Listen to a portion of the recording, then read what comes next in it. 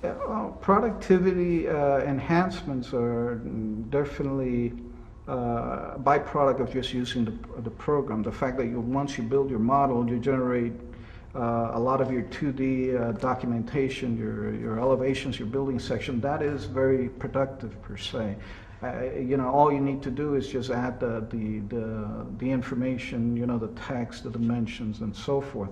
So it definitely cuts. You can develop something very quickly and generate all the views that you need to describe the building very fast. So, I mean, there's a lot of productivity enhancement from that point of view, just from the essence of what the project is.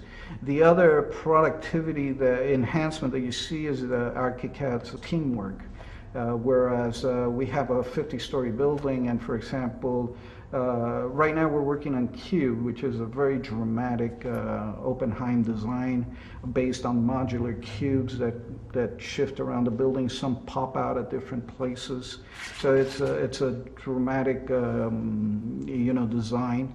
But some people can be working on the tower portions, on the units, so they can be working on several stories, because you can share it by giving stories to a different team member. The other one can be working on the parking floors, and other people can be working on detailing, and it's all in the same file.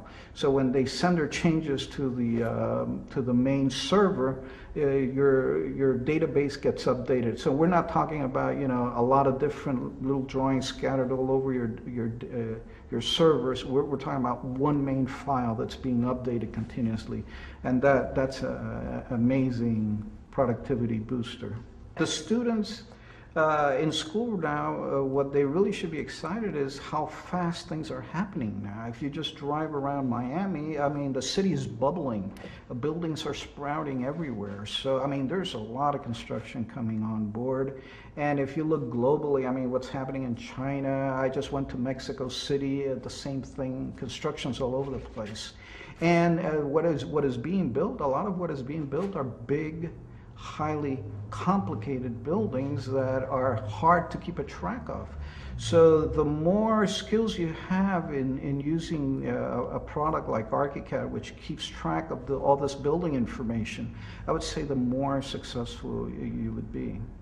I look for people who are incredibly creative, but I also look for people who have a sort of control or a knowledge, or you can determine that they have some sort of aesthetic sensibility, even in the way like the resume is written, or I mean, I throw out resumes that don't have like the right font or it's not aligned, because I'm like very particular about those things. But when I look at something, I'm obviously very visual, so I want to see sort of three-dimensional drawings, incredible drawing skills, whether it be with computer program, hand, or whatnot, but a sensibility of aesthetics and sort of good design, I think, is easily seen in images and a portfolio within seconds. And then there are times when we want to hire someone who's more experienced and more technical based, but they also have to have a good sensibility of design, or at least I think they're coming to us because they appreciate that and want to get more engaged